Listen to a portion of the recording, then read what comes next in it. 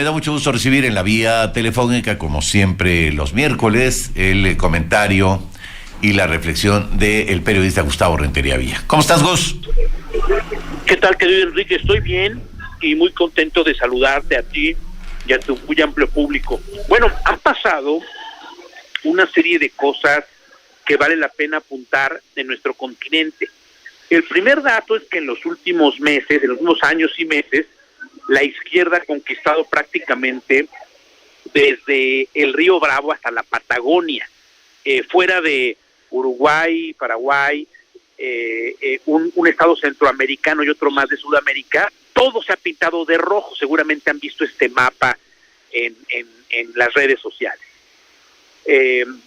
México, en particular, con Andrés Manuel López Obrador, pero repito, todos los gobiernos de izquierda que concluyen, o la última etapa es Lula da Silva, que el 1 de enero tomará posesión después de haber estado en la cárcel inclusive. Y hay una característica como segundo punto, que han quedado los países divididos y polarizados. Para darnos una idea, ganó con un punto porcentual Lula a Bolsonaro, que se quería reelegir en el Brasil.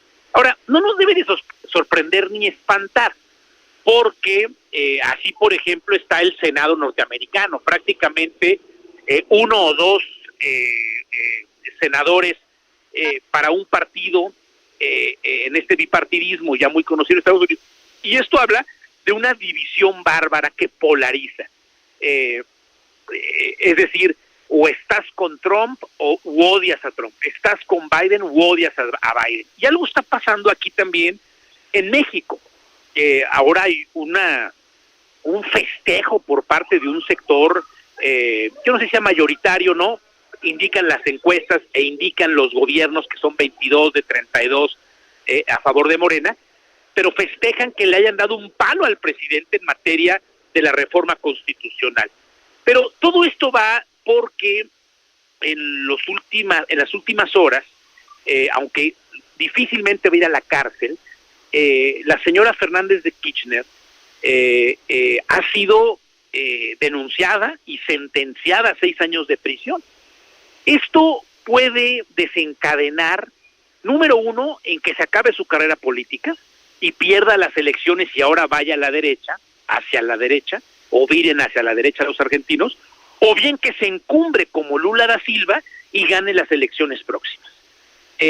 Vale la pena decir que de los países con esta maldita inflación que nos tiene a todos tronándonos los dedos, digo, empresas y a ciudadanos, hoy no tengo que decirlo, Enrique, pero todo nos cuesta un promedio de 15% más, aunque no rebasamos los 2 dígitos, pero en la vida real, la comida, el restaurante, el taxi, todo nos cuesta más o menos 15% más, o bien compramos 15% menos con el sueldo, si es que tenemos la bendición de recibirlo, de un salario. Cierro el paréntesis. Y el otro tema es lo que está pasando en el Perú. O sea, lo iban a destituir en una votación inédita al presidente del Perú, y disuelve el Congreso, y después van por él, y ya le leyeron la cartilla, y hay un impas total de ingobernabilidad en el Perú que no gusta a nadie.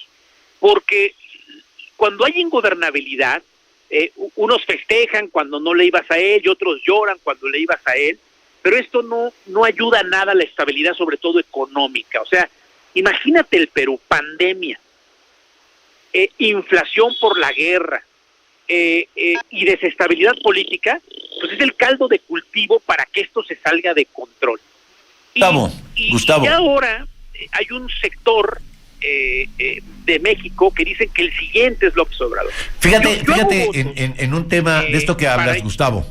Perdón, Enrique. De esto que hablas, pero fíjate qué interesante, que alguien pensaría que hay una gran una circunstancia, digamos, de fragilidad democrática en este país, si recuperamos pues la experiencia de lo que vivió Ollanta o lo que vivió Alberto Fujimori, que está en prisión, o lo que vivió el presidente Alan García, cuando fueron por él para llevarlo a prisión, que se metió un balazo en la cabeza, bueno, ahora con este presidente, uno pensaría que es pues hombre, una democracia muy frágil, todo. Y yo hablaría de una fortaleza de la división de poderes, Gustavo. No sé cómo lo veías tú. Sí, coincido contigo. Esta vulnerabilidad increíble, ¿no? En pleno siglo XXI, cuando supondríamos que las democracias se han consolidado. Pero no nos vayamos tan lejos. Una de las democracias más acabadas y refinadas del planeta se vio hace apenas unos meses o unos años afectadísima por un episodio del loco Capitolio. Como el señor Trump que invadió el Capitolio. ¿Te acuerdas, Enrique? Tú aquí lo reseñaste. Es decir, sí, por supuesto, estamos viviendo un problema mundial terrible, donde también un señor que se llama Vladimir Putin saca sus armas nucleares y empieza a invadir a un pueblo hermano, y ver que lo limite ni Naciones Unidas, ni el grupo europeo que se beneficiaba con el gas de la OTAN.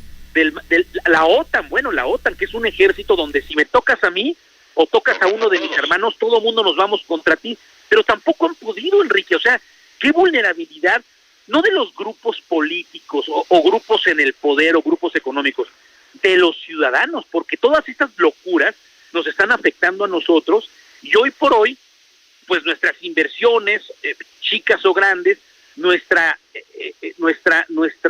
patrimonio chico o grande, está en un momento verdaderamente grave, y es quizá el momento de que todos hagamos un esfuerzo de tranquilizarnos, porque esto se nos puede salir de las manos, mi muy querido Enrique. Y mira, yo creo que es también, Gustavo, yo no sé si ahí coincidas, también me parece que es una llamada de atención a estos gobiernos de la izquierda latinoamericana, de esta izquierda, pues que viene muchas de ellas, incluso de las guerrillas, ¿no? De movimientos insurgentes, ¿no? Por recordar que eso no es un patente de corso cuando llegan al poder para poder hacer y deshacer en términos de la legalidad, ¿no? Que al contrario, que cuando llegan con este apoyo social tan grande, pues están más que obligados a respetar la norma, por más, pues que, digamos, traigan un bono democrático muy importante, porque les tocó la lucha, porque les tocó la guerrilla, vivirla, ¿no? Como Daniel Ortega con los Somoza, ¿no? Somoza de baile, Somoza Portocarrero, pues que tiene, creo que 5 o 6 elecciones, ha metido al bote a todos sus contrincantes, ¿no? A todos los adversarios políticos, y se sigue manejando con gran impunidad, ¿no? Y esgrimiéndose como un país democrático, cuando está muy lejos de serlo, Gustavo. Sí, coincido contigo, y además el riesgo de lo que han vivido algunos países, por ejemplo, europeos, que ya pasaron de la ultraderecha a la ultraizquierda y ahora van de regreso. O sea, estos péndulos, imagínate el péndulo del reloj del Big Ben, ¿no? Sí, claro. Va de un lado a otro cada 6 años o cada 3 años, y tú como empresario, pues de una pizzería, o dueño de una torería, o dueño de un taller, pues estás a expensas de lo que decidan los políticos. Yo coincido contigo. Es un momento de reflexión de qué queremos los ciudadanos, qué hacemos con nuestro voto, porque tú pones el ejemplo de estos gobiernos de izquierda latinoamericanos que llegan con una fuerza popular, ¿verdad? Pero también es muy dañino el otro lado, los grupos. Y dirán, oye, no exageres, no, sí, grupos neonazis como hombre, en España, claro. Por ejemplo, ¿no? Sí, o Le Pen en Francia. De esta, yo le llamaría inestabilidad, que pareciera no debería de suceder cuando, Enrique, venimos después de una pandemia que nos llevó a todos un año y medio a nuestras casas, y todos bajamos nuestro nivel económico, nuestro nivel de vida. Es increíble lo que estamos viviendo, de verdad sorprende. Pues ahí está el comentario siempre interesante, certero, provocador de Gustavo Rentería Villa. Gracias, Gus.